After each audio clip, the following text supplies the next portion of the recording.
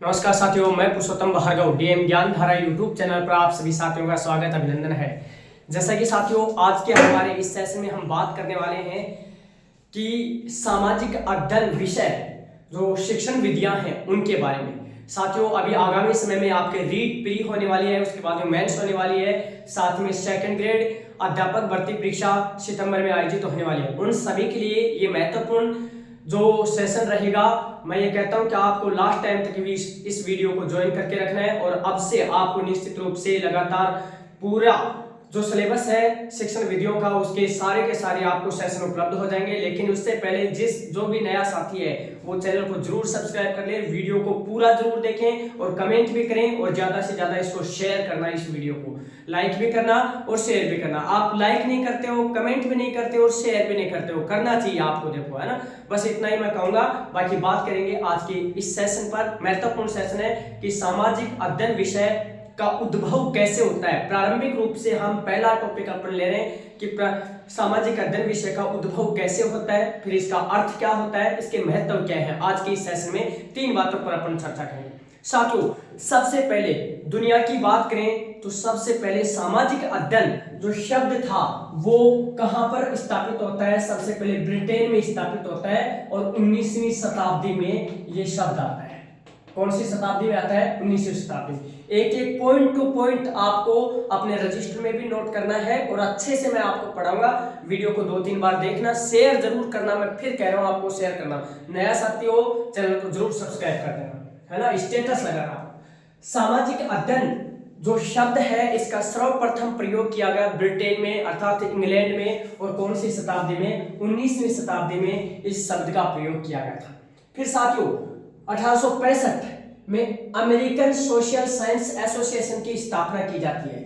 America में 1865 में American social science association की क्या की जाती है? स्थापना की जाती है साथियों।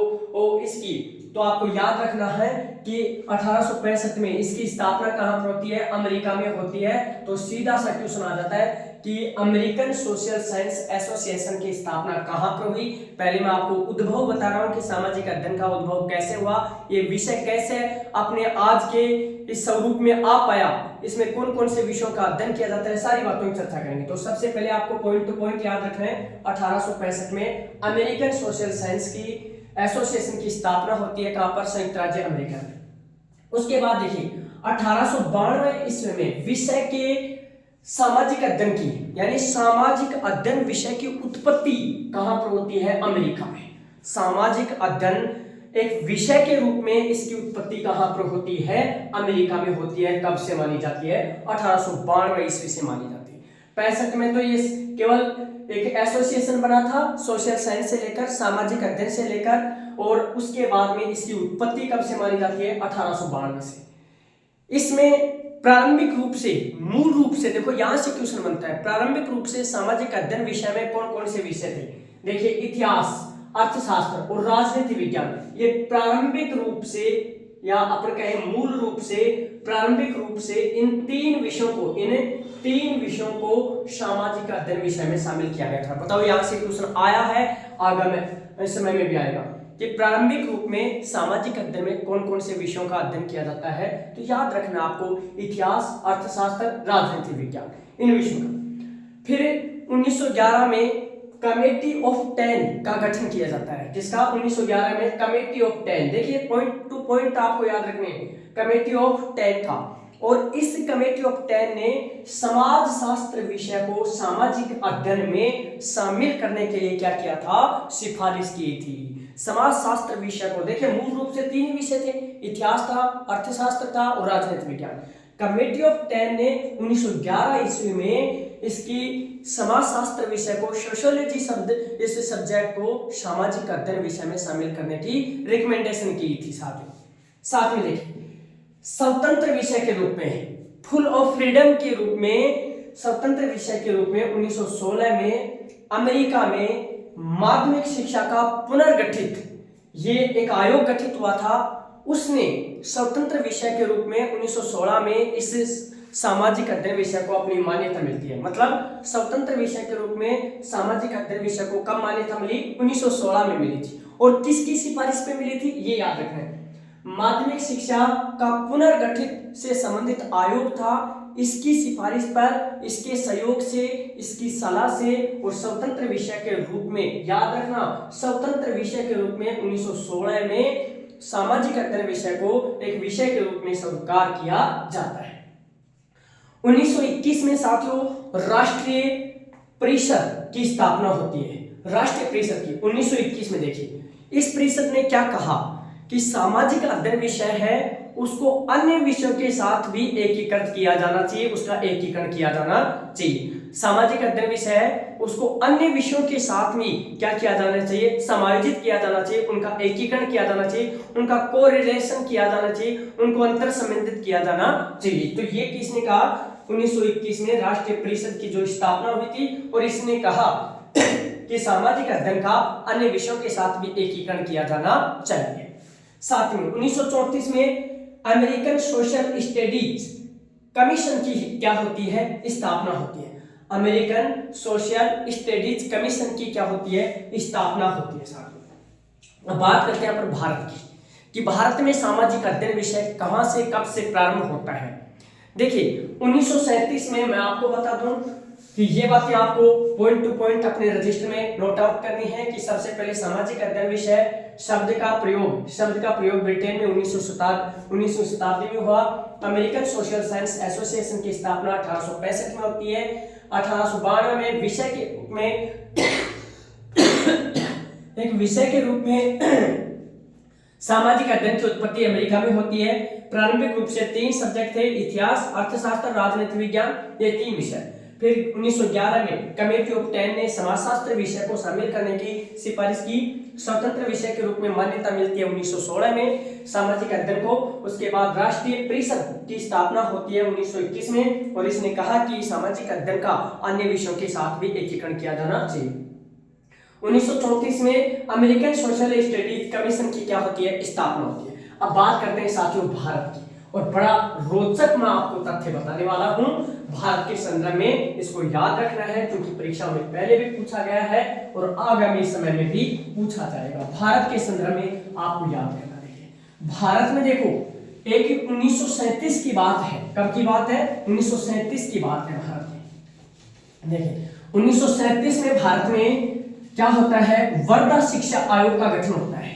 किसका, वर्धा शिक्षा आयोग का गठन 1937 में। देखिए वर्धा शिक्षा आयोग का गठन होता है। देखिए 1937 में भारत में वर्धा शिक्षा आयोग का गठन होता है। किसका आयोग गठन होता है, 1937 में भारत में वर्धा शिक्षा आयोग का गठन होता है और इस आयोग के अध्यक्ष है डॉक्टर जाकिर हुसैन। इसके अध्यक्ष कौन है, डॉक्टर जाकिर हुसैन इसके अध्यक्ष थे। और इन्होंने कहा कि भारत में सामाजिक अध्ययन विषय को पढ़ाया जाना चाहिए और औपचारिक रूप से पढ़ाया जाना चाहिए। अनौपचारिक नहीं, औपचारिक रूप से इस विषय को पढ़ाया जाना चाहिए। यहां से ही गांधी जी की बुनियादी शिक्षा का आधार बनता है साथियों। बुनियादी शिक्षा का मतलब हमारे जो कुटीर उद्योग थे उनके लिए शिक्षा दी जाए, उनके बारे में बताया जाए, स्वावलंबन की शिक्षा दी जाए। स्वावलंबन की शिक्षा को सामाजिक अध्ययन विषय में शामिल किया जाना चाहिए। उसके बाद में हमारे देश में सामाजिक अध्ययन विषय को जो लागू करने का श्रेय यानी किसको दिया जाता है, भारत में सामाजिक अध्ययन विषय को लागू करने का श्रेय किसको दिया जाता है, मुदालियर आयोग। किसका आयोग है भाई, भारत में सामाजिक अध्ययन विषय को लागू करने का श्रेय 1952-53 में भारत में मुदालियर शिक्षा आयोग या इसे माध्यमिक शिक्षा आयोग के नाम से भी जाना जाता है। माध्यमिक शिक्षा आयोग के नाम से भी जाना जाता है। माध्यमिक शिक्षा आयोग के नाम से भी इसको क्या है, जाना जाता है साथियों। और इसने भारत में सामाजिक अध्ययन विषय को स्वतंत्र विषय के रूप में लागू करने का श्रेय कौन से आयोग को दिया जाता है? मुदालियर आयोग या माध्यमिक शिक्षा आयोग, जिसकी स्थापना कब हुई थी? 1952-53 में हुई थी। तो ये आपको याद रखना है। भारत में सर्वप्रथम वर्धा शिक्षा आयोग ने भारत में सामाजिक अध्ययन विषय को लागू करने की औपचारिक रूप से सिफारिश की और इसके अध्यक्ष थे डॉक्टर जाकिर हुसैन। 1952-53 में भारत में सामाजिक अध्ययन विषय को लागू करने का श्रेय कौन से आयोग को जाता है? मुदालियर शिक्षा आयोग को जाता है, जिसे माध्यमिक शिक्षा आयोग भी कहा जाता है। तो देखिए, हमने प्रारंभिक रूप से कि कहां से क्या उत्पत्ति होती है, इस सामाजिक अध्ययन शब्द का प्रयोग कहां से किया जाता है? स्वतंत्र विषय के रूप में 1916 में इसमें मान्यता मिलती है। प्रारंभिक रूप से इसमें 3 विषय थे, राजनीति विज्ञान, अर्थशास्त्र, इतिहास। फिर उसके बाद 1911 में कमेटी ऑफ 10 ने समाजशास्त्र विषय को इसमें शामिल करने की क्या की थी? सिफारिश की थी। तो ये सब जानकारी, उत्पत्ति से संबंधित जानकारी आप सभी को समझ में आ गई है। तो अब हम देखेंगे इसके अर्थ को, सामाजिक अध्ययन के अर्थ को देखिए।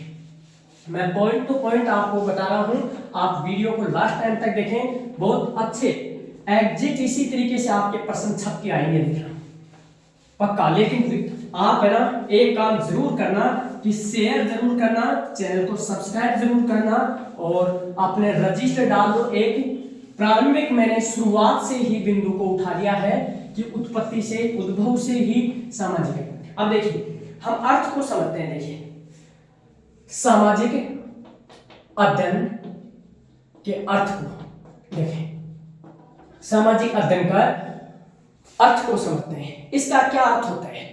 देखिए सामाजिक अध्ययन का जो सिंपल भाषा में अर्थ समझें, मानवीय परिप्रेक्ष्य में, किसमें? मानवीय परिप्रेक्ष्य में सामाजिक क्रियाकलापों का, अंतर संबंधों का, सामाजिक क्रियाकलापों का, अंतर संबंधों का क्या किया जाता है? इसमें अध्ययन किया जाता है।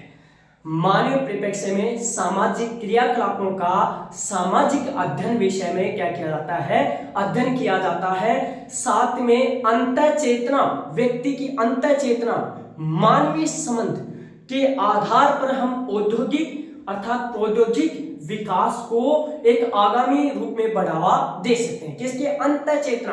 और अंतर चेतना का संबंध सामाजिक अध्ययन विषय से है। अंतर चेतना के आधार पर, और यदि अंतर चेतना नहीं होगी ना तो फिर सामाजिक अध्ययन विषय का अर्थ ही निरर्थक हो जाएगा। तो अंतर चेतना के आधार पर हम आधुनिक भौतिकवादी एवं प्रौद्योगिकी का क्या करते हैं? अध्ययन करते हैं, तथा सामाजिक क्रियाकलापों, रीति रिवाजों का इसमें क्या किया जाता है? अध्ययन किया जाता है। तो सीधा सा आपको याद रखना है, सामाजिक अध्ययन में सामाजिक क्रियाकलापों का क्या किया जाता है? अध्ययन किया जाता है। अब कुछ हम विद्वानों की परिभाषाएं देखेंगे। इसमें देखिए एक विद्वान है J.F. Forrester, J.F. फॉरेस्टर। देखिए विद्वानों की सीधी आपके 2 या 1 परिभाषा जरूर आएगी। देखिए सामाजिक अध्ययन किसका अध्ययन करता है? देखो सामाजिक अध्ययन समाज का अध्ययन है। सामाजिक अध्ययन समाज का अध्ययन है। किसका अध्ययन है? अध्ययन है। ये परिभाषा आपको याद रखनी। देखो किसकी? J.F. फॉरेस्टर के अनुसार सामाजिक अध्ययन समाज का अध्ययन है। किसका अध्ययन है? समाज का। और समाज क्या होता है? समाज कहते हैं सामाजिक संबंधों के जाल को, सामाजिक संबंधों के जाल को। समाज किसे कहेंगे? सामाजिक संबंधों के जाल को। और सामाजिक अध्ययन किसका अध्ययन है? समाज का अध्ययन है। ये याद रखना। किसके अनुसार? फॉरेस्टर के अनुसार। तो ये परिभाषा आपको समझ में आ गई होगी। इस परिभाषा को आपको बिल्कुल अच्छे तरीके से याद करना है। अब एक परिभाषा हम जेम्स हेमिंग की पढ़ते हैं। जेम्स हेमिंग, किसकी परिभाषा भाई? जेम्स हेमिंग की परिभाषा को समझना है। देखो परिभाषाओं को आपको लिखना है और बार बार इनको रिपीट करना है, उसके बाद ही हम ये पढ़ पाएंगे। देखो है ना। देखिए ये कहता है कि समाज शास्त्र किसका अध्ययन है? मनुष्य के जीवन का अध्ययन है। समाज शास्त्र, ये सामाजिक अध्ययन में किन तथ्यों का अध्ययन किया जाता है? मनुष्य जीवन का अध्ययन किया जाता है। एक एक शब्दों को आपको पकड़ना है। मनुष्य जीवन का अध्ययन कौन बताता है? James Hemming. ये किसका अध्ययन बताता है? समाज का, डायरेक्ट समाज का अध्ययन बताता है जेम्स ये J.F. फॉरेस्टर और जेम्स हेमिंग किसका बताता है कि सामाजिक अध्ययन मनुष्य जीवन का क्या करता है, अध्ययन करता है, मनुष्य जीवन का। देखो एक एक शब्दों को, ये समाज का, ये मनुष्य जीवन का अध्ययन आपको बता देता है, तो इस तरीके से आपको याद रखना है। अब देखिए रेबलिस क्या कहता है, रेबलिस एक विद्वान है रेबलिस, रेबलिस इसकी देखो परिभाषा पूछी गई थी, इसकी परिभाषा पूछी गई थी कि अब देखिए इसमें क्या है कि आत्म अंतः विज्ञान अंतः चेतना के अभाव में, विज्ञान अंतः चेतना के अभाव में आत्मा का हनन होता है। देखिए विज्ञान अंतः चेतना के अभाव में आत्मा का हनन करता है, आत्मा का हनन करता है, हनन करता है। देखिए विज्ञान है, देखिए अंतः चेतना किससे संबंधित होगी, सामाजिक से, समाज से होगी। अंतः चेतना सामाजिक अध्ययन विषय से संबंधित है। और ये कहता है कि ये रेबलिस कहता है कि जब तक व्यक्ति में अंतः चेतना नहीं होगी तो वहां पर आत्मा का क्या होता है, हनन होता है। आत्मा से कहीं ना कहीं किसी भी तरीके का कोई हम संबंध स्थापित करने में उपयोगी नहीं होते हैं। तो उससे पहले हमें क्या करना चाहिए, अंतः चेतना पर बल देना चाहिए। अंतः चेतना का सामाजिक अध्ययन में क्या किया जाता है, अध्ययन किया जाता है। तो ये अपनी परिभाषा बहुत शानदार है, देखो है ना। अब देखिए इसमें एक है जॉन माइकेलिस, एक विद्वान कौन है, जॉन माइकेलिस, जॉन माइकेलिस, जॉन माइकेलिस। इसमें देखो ये सर्दी की वजह से बोर्ड की भी इंक इतनी टाइट हो जाती है कि मिट्टी नहीं रही है। जॉन माइकेलिस, जॉन माइकेलिस, इस विद्वान ने देखो क्या कहा सामाजिक अध्ययन विषय के रूप में। इस विद्वान ने क्या कहा है, जॉन माइकेलिस ने, कि सामाजिक अध्ययन का कार्य मनुष्य तथा अतीत वर्तमान भविष्य के सामाजिक व भौतिक पर्यावरण के बीच होने वाले, देखो सामाजिक अध्ययन विषय है, सामाजिक अध्ययन विषय के भीतर अतीत वर्तमान भविष्य के सामाजिक अंतः संबंधों का क्या किया जाता है, अध्ययन किया जाता है। देखो सामाजिक अध्ययन विषय में, सामाजिक अध्ययन विषय में सामाजिक तथ्यों का, देखिए सामाजिक तथ्यों के वर्तमान अतीत व भविष्य के अंतर संबंधों का क्या किया जाता है, अंतर संबंधों का अध्ययन किया जाता है। इसमें किसका अध्ययन होता है, अंतर संबंधों का अध्ययन किया जाता है। सामाजिक तथ्यों के वर्तमान का, भूतकाल का, भविष्य का, किसका, अंतर संबंधों का क्या किया जाता है, अध्ययन किया जाता है।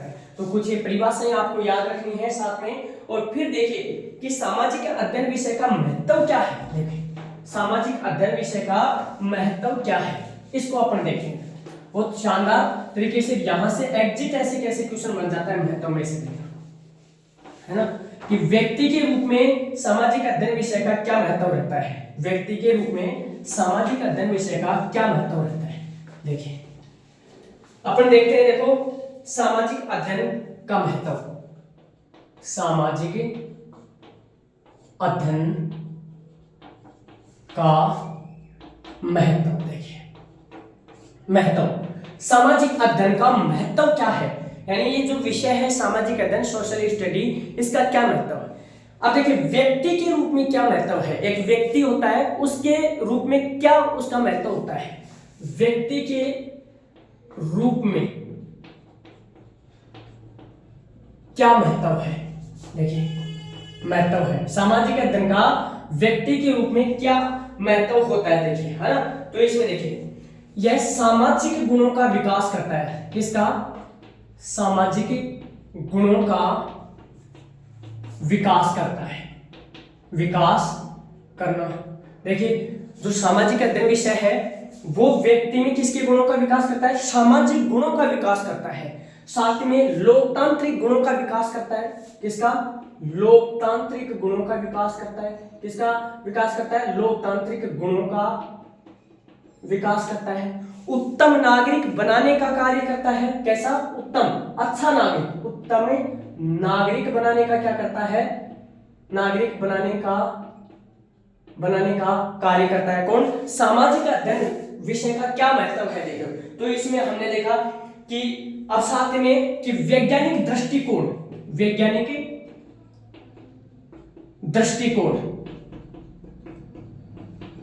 उत्पन्न करता है, व्यक्ति में वैज्ञानिक दृष्टिकोण उत्पन्न करता है। देखिए अब यहां से निम्नलिखित में से सामाजिक अध्ययन विषय का व्यक्ति के जीवन में या व्यक्ति से संबंधित कौन सा महत्व नहीं है, ऐसे क्वेश्चन आते हैं। सामाजिक गुणों का विकास करता है, बिल्कुल। लोकतांत्रिक गुणों का विकास करता है, बिल्कुल। उत्तम नागरिक बनाने का विकास करता है, बिल्कुल। वैज्ञानिक दृष्टिकोण उत्पन्न करने का कार्य करता है कौन? सामाजिक अध्ययन विषय, है ना। और अवकाश के समय सदुपयोग करने का क्या करता है? ये सहयोग। अवकाश के समय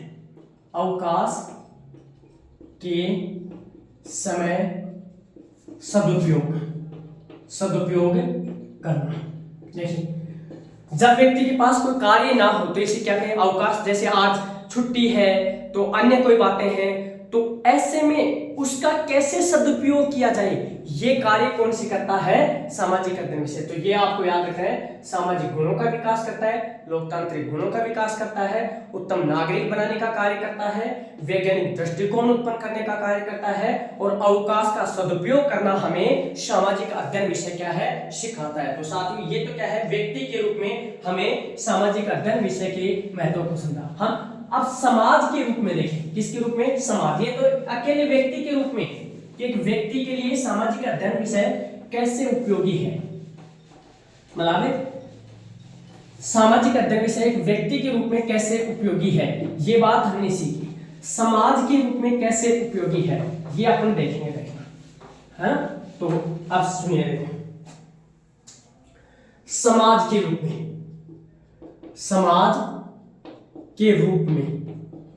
सामाजिक अध्ययन विषय का क्या महत्व? समाज के रूप में देखो, एक तो क्या है, ये समायोजन करना सिखाता है। क्या? समायोजन करना सिखाता है, योजन करना सिखाता है। देखिए व्यक्ति कितने भी देखिए सुख दुख लाभ हानि, है ना, ये सब जीवन में चलते रहते हैं। इनमें व्यक्ति को समायोजित करना कौन सिखाता है? सामाजिक अध्ययन सिखाता है। व्यक्ति को कहता है कि नैतिकता के साथ आप काम करिए, कर्म करिए, जरूर आपको अपनी सफलताओं की तरफ आगे बढ़ाया जाएगा। आप कोई भी विद्यार्थी है, एक परीक्षा में फेल हो जाता है, वो कहीं ना कहीं डिमोरलाइज हो जाता है, नकारात्मक उसके दिमाग में बैठने लग जाता है। लेकिन सामाजिक अध्ययन विषय उस व्यक्ति को उस समय में कैसे समायोजित होना है, उसे जो पल आया है उस पल को पीछे कैसे छोड़ना है, वो काम करना कौन सिखाता है? सामाजिक अध्ययन विषय सिखाता है कि समाज में हर एक व्यक्ति की नौकरी नहीं लगती है, हर एक व्यक्ति बहुत बड़ा मतलब बिजनेस नहीं खड़ा करता है, लेकिन हर एक व्यक्ति ऐसा भी नहीं है कि वो इन मुसीबतों का सामना करके अपने आप को कमजोर कर ले। तो वो हमें समायोजित होकर सिखाता है कि आगामी प्रयास कीजिए, बिल्कुल निर्णय आपका जो था उसमें कुछ कमियां रही होंगी, उसमें सुधार करके आगे बढ़ेंगे। तो वो हमें समाज में समायोजन करना क्या करता है? सिखाता है साथ में। और बिल्कुल सामाजिक परंपराओं प्रथाओं का, सामाजिक परंपराओं प्रथाओं के बारे में ज्ञान कराता है। बिल्कुल सामाजिक अध्ययन विषय में देखिए हम साइंस में नहीं पढ़ेंगे, हम कॉमर्स में नहीं पढ़ेंगे, लेकिन सामाजिक अध्ययन एक ऐसा विषय है जिसमें सामाजिक परंपराओं का ज्ञान होता है, सामाजिक जो प्रथाएं हैं उनका हमें ज्ञान होता है। तो इस तरीके से समाज के रूप में हमें ये सारा का सारा ज्ञान करवाता है। सामाजिक समस्याओं का ज्ञान करवाता है, सामाजिक समस्याओं का ज्ञान करवाता है, सामाजिक समस्याओं का ज्ञान करवाता है, समस्याओं का ज्ञान करवाता है। देखो ऐसे कैसे आते हैं, आपने पूरे के जो क्वेश्चन देखे होंगे ऐसे छपे हुए आए हैं कि कौन सा समाज के बारे में सामाजिक अध्ययन विषय का महत्व है या नहीं है। तो समायोजन करना सिखाता है, सामाजिक परंपराओं प्रथाओं के बारे में जानकारी देता है, सामाजिक समस्याओं का हमें क्या करता है? ज्ञान करवाता है। साथ में सामाजिक समस्याओं को दूर कैसे किया जाए, सामाजिक समस्याओं का ज्ञान भी करवाता है। साथ में सामाजिक समस्याओं को दूर करने के उपाय कौन बताता है? ये सामाजिक अध्ययन विषय हमें बताता है कि सामाजिक समस्याओं को कैसे दूर किया जाता है। साथ में सामाजिक मूल्यों का हस्तांतरण करना। देखिए कितना महत्वपूर्ण पांचों के पांच फैक्ट मैंने बताए कि समाज शास्त्र सामाजिक अध्ययन विषय है, वो समाज के रूप में कैसे उपयोगी है, वो हमें समायोजन एडजस्टमेंट करना सिखाता है, सामाजिक परंपराओं प्रथाओं का ज्ञान सिखाता है, सामाजिक समस्याओं का ज्ञान सिखाता है, सामाजिक समस्याओं को कैसे दूर किया जा सकता है इसका हमें उपाय बताता है, साथ में सामाजिक मूल्यों का हस्तांतरण करना हमें सिखाता है। जैसे देखिए हमारे दादाजी से हमने कुछ सीखा, आने वाली पीढ़ियों को हम कुछ सिखाएंगे। इसका मतलब सामाजिक मूल्य, सम्मान, अधिकार, कर्तव्य, समानता, स्वतंत्रता, ये एक दूसरे से क्या होते हैं, स्थानांतरित होते हैं। और ये हमें कौन सा विषय सिखाता है, सामाजिक अध्ययन विषय सिखाता है। तो व्यक्ति के रूप में कैसे महत्वपूर्ण है, समाज के रूप में कैसे महत्वपूर्ण है साथियों, ये बात हमने सामाजिक अध्ययन विषय की सीखी है। साथ में अपन देखेंगे एक राष्ट्र, देश और राष्ट्र की दृष्टि से कैसे महत्वपूर्ण है। देखिए राष्ट्र व देश के रूप में कैसे समाजशास्त्र, इस सामाजिक अध्ययन विषय है वो महत्वपूर्ण है। ये अपने को देखना है। एक एक बिंदु, यहां से एक भी क्वेश्चन गलत नहीं होना चाहिए। वीडियो को जरूर शेयर कर देना, कमेंट जरूर करना। देखो मैं एक एक कमेंट देखूं, कमेंट नहीं करते हो आप। देखो देश के रूप में देखें, देश एवं राष्ट्र की दृष्टि से, देश या राष्ट्र की दृष्टि से महत्व, राष्ट्र की दृष्टि से महत्व देखो सामाजिक अध्ययन विषय एक देश के लिए कैसे महत्वपूर्ण होता है। देखिए हमने व्यक्ति के रूप में महत्वपूर्ण समझा, समाज के रूप में महत्वपूर्ण समझा, एक देश के रूप में या राष्ट्र के रूप में कैसे महत्वपूर्ण होता है ना। तो इसके देखिए राष्ट्रीय एकता स्थापित करना सिखाता है। क्या करना सिखाता है, राष्ट्रीय एकता स्थापित करना हमें कौन सिखाता है, सामाजिक अध्ययन विषय सिखाता है। देखिए हमें सिखाता है भारत एक राष्ट्र है, भारत अपने आप में जन गण मन इसका राष्ट्रगान है, वंदे मातरम इसका राष्ट्र गीत है, अशोक चिन्ह, ये अशोक स्तंभ हमारा प्रतीक है। ये हमें सामाजिक अध्ययन से सीखा जाता है। राष्ट्रीय ध्वज तिरंगा है और उसके प्रति हम, मेरा भी राष्ट्रीय ध्वज तिरंगा है, आपका भी है, और संपूर्ण भारतवर्ष में बसने वाले सभी नागरिकों का एकता के रूप में हमारा राष्ट्रीय ध्वज है, जनगण मन है, वंदे मातरम है, भारत माता है।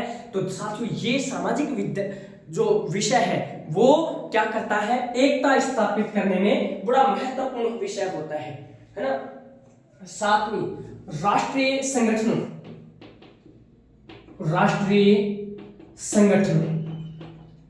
के बारे में ज्ञान करवाता है। राष्ट्रीय जो संगठन होते हैं, देखिए सामाजिक अध्ययन विषय में ही हम क्या सीख पाते हैं, सामाजिक अध्ययन विषय के अंतर्गत ही हम क्या सीखते हैं, चाहे हमारे देश में कितने भी जो राष्ट्रीय स्तर के संगठन ऑर्गेनाइजेशन जो बने हुए हैं, जैसे हमारे राष्ट्रीय मानवाधिकार आयोग है, महिला आयोग है, सूचना आयोग है, अन्य कई प्रकार के पॉलिटिकल पार्टीज हैं, प्रेशर ग्रुप हैं, ये सारे के सारे हमें राष्ट्रीय संगठन के रूप में क्या करवाते हैं, ज्ञान करवाते हैं। और ये इन सब का अध्ययन हम कहाँ करते हैं, हम साइंस में नहीं करते, कॉमर्स में नहीं करते, किस विषय में करते हैं, हम सामाजिक अध्ययन विषय के भीतर राष्ट्रीय संगठनों के बारे में अपन जानकारी प्राप्त करते हैं। तो बिल्कुल देखिए ये सामाजिक अध्ययन विषय है, ये हम राष्ट्रीय जो देश है उसके बारे में कैसे महत्वपूर्ण है, साथ में राष्ट्रीय समस्याओं के बारे में,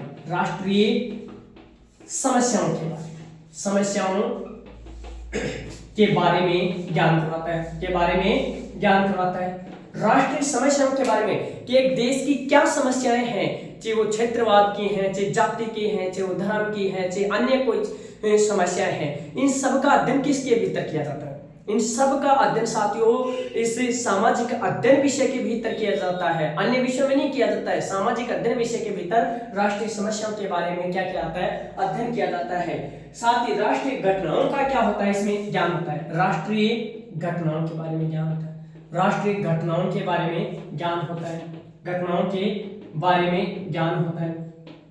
राष्ट्रीय घटनाओं के बारे में जैसे चुनाव होने हैं, चुनाव का परिणाम आया है, सरकार किसकी बनी है, तो ये जो राष्ट्रीय घटनाएं हैं, चाहे हमारे आतंकवाद से संबंधित हो, चाहे भ्रष्टाचार से संबंधित हो, महिला सशक्तिकरण से संबंधित हो, अन्य बहुत सारी जो राष्ट्रीय जो घटनाएं हैं, नेशनल जो लेवल की जो भी हमारे वर्ग होते हैं, उन सब के बारे में हम कहाँ अध्ययन करना सीखते हैं, हम सामाजिक अध्ययन विषय के भीतर इसको सीखते हैं। देखिए साथियों, है ना। और सामाजिक अध्ययन विषय है जो नेतृत्व क्षमता विकसित करता है, नेतृत्व क्षमता विकसित करता है, क्षमता विकसित करता है। देखिए नेतृत्व क्षमता, देखिए नेतृत्व क्षमता विकसित करने की खूबी भी अपने आप में सामाजिक अध्ययन विषय की होती है। आप जितना बेस्ट कर पाओगे सामाजिक अध्ययन विषय के विद्यार्थी अध्यापक, उतना शायद अन्य विषय के जो विद्यार्थी हो या अन्य कोई हो वो इतना नहीं कर पाएगा। तो लीडरशिप करने की जो कहीं ना कहीं क्षमता को विकसित करता है सब्जेक्ट, तो कौन सा करता है, सोशल स्टडी विषय। इससे कि अपने आप में इसका बहुत बड़ा महत्व होता है। अब देखिए हमने व्यक्ति के रूप में समझा, हमने देश के रूप में समझा, हमने समाज के रूप में समझा, हम अंतरराष्ट्रीय स्तर पर इस विषय का क्या योगदान होता है, अंतरराष्ट्रीय स्तर पर इस विषय का क्या योगदान होता है, ये बात भी अपन सीखेंगे। इस विषय के बारे में जो बातें अपन सीख रहे हैं वो निश्चित रूप से मैं ये कहूंगा कि ऐसे एग्जिट आपको क्वेश्चन मिल जाएंगे, आप चिंता करने की जरूरत नहीं है। देखिए अंतरराष्ट्रीय दृष्टि से, अंतरराष्ट्रीय दृष्टि से इसका महत्व, अंतरराष्ट्रीय दृष्टि से महत्व किसका, सामाजिक अध्ययन विषय का। अंतरराष्ट्रीय दृष्टि से इस विषय का क्या महत्व है, देखिए अंतरराष्ट्रीय स्तर पर इस विषय का क्या महत्व है, अपन पढ़ते हैं। देखो इसमें एक तो देखिए अंतरराष्ट्रीय सद्भावना का विकास करता है, अंतरराष्ट्रीय सद्भावना का विकास करता है, सद्भावना का विकास। देखिए सामाजिक अध्ययन विषय के अंतर्गत ही हम किसी देश के साथ संधि समझौते किए जाते हैं, संशोधित किए जाते हैं या समाप्त किए जाते हैं, किस देश के साथ हमने कौन से समझौते किए, ये तमाम बातों की जानकारी हम कौन से विषय में पढ़ते हैं, सामाजिक अध्ययन विषय है जो हमें अंतरराष्ट्रीय सद्भावना के बारे में क्या करता है, जानकारी विकसित करता है। तो अंतरराष्ट्रीय स्तर पे भी इसका बहुत बड़ा योगदान होता है। साथ में अंतरराष्ट्रीय कानून व व्यवस्था का ज्ञान होता है, अंतरराष्ट्रीय कानून व व्यवस्था का ज्ञान, व्यवस्था का ज्ञान। देखिए अंतरराष्ट्रीय कानून, देखिए अपने आप में जैसे यूएनओ है, संयुक्त राष्ट्र संघ है, चाहे आपका यूनेस्को है या अन्य कोई अंतरराष्ट्रीय स्तर के इंटरनेशनल स्तर के जो ऑर्गेनाइजेशन जो बने हुए हैं उनके बारे में, संयुक्त राष्ट्र संघ में को बारे में हम कहाँ पढ़ते हैं, G20 है, गुटनिरपेक्ष है, इन संगठनों के बारे में कहाँ पर पढ़ते हैं हम, सामाजिक अध्ययन विषय में पढ़ते हैं, साइंस में नहीं पढ़ते हैं। तो यहाँ पर अंतरराष्ट्रीय कानूनों के बारे में कि क्या क्या है, कि भाई सुरक्षा परिषद का क्या कानून है, महासभा का क्या कानून है, उसमें कौन सदस्यता ले सकता है, किसको दी जाएगी, कैसे क्या उसके वर्किंग होते हैं, ये सारी जो व्यवस्थाएं हैं सामाजिक अध्ययन विषय में हम पढ़ पाते हैं, यहीं से हमें ज्ञान प्राप्त होता है ना। तो अंतरराष्ट्रीय संगठन और संस्थाओं का ज्ञान, अंतरराष्ट्रीय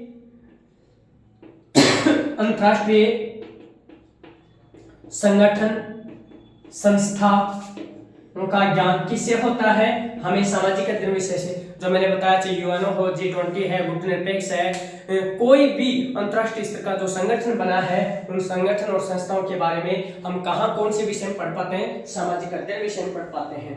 अंतरराष्ट्रीय सहयोग की प्रवृत्ति, अंतरराष्ट्रीय सहयोग की प्रवृत्ति, अंतरराष्ट्रीय सहयोग की प्रवृत्ति कौन से विषय में पढ़ते हैं अपन, अंतरराष्ट्रीय सहयोग। जैसे कोरोना महामारी आई, भारत ने बहुत सारे देशों को वैक्सीन उपलब्ध करवाई, तो ये कहीं ना कहीं दूसरे देशों को अंतरराष्ट्रीय सहयोग की, हम कई देशों से यूरेनियम लेते हैं, अन्य कोई सुविधाएं लेते हैं, हम किसी देश को देते हैं, ये अंतरराष्ट्रीय सहयोग। इस प्रकार के तथ्यों का अध्ययन हमें कौन से विषय में किया जाता है, सामाजिक अध्ययन विषय में किया जाता है। तो साथियों आज के सेशन में मैंने इसका उद्भव बताया, उत्पत्ति बताई, साथ ही में सामाजिक अध्ययन विषय का अर्थ और उसकी परिभाषाएं बताई हैं साथियों, और साथ ही में सामाजिक अध्ययन विषय का क्या महत्व है, जिसमें 4 पार्ट में मैंने बताया कि व्यक्ति के रूप में क्या महत्व है, समाज के रूप में क्या महत्व है, एक देश या राष्ट्र के रूप में सामाजिक अध्ययन विषय का क्या महत्व है, उन अंतरराष्ट्रीय स्तर पर इस विषय का क्या महत्व होता है। तो ये सारी बातें मैंने आपको क्लियर करवाई। आप अपने रजिस्टर में नोट करना, जरूर इस वीडियो को शेयर करना ना भूलें, अपने स्टेटस पे लगाना ना भूलें और कमेंट करना भी ना भूलें। नया विद्यार्थी हो वो साथियों इस चैनल को सब्सक्राइब भी जरूर कर ले। आगामी समय में इसी का शेष पार्ट अपन लेके आएंगे बड़े शानदार तरीके से और बहुत अच्छे तरीके से। पूरा का पूरा रीड जो आगामी समय में होने वाली है, आप चिंता मत कीजिए, पूरा का पूरा सिलेबस आपको उपलब्ध हो जाएगा। चलिए मिलते हैं अगले सेशन में, तब तक धन्यवाद, ऑल द बेस्ट, जय हिंद, जय भारत।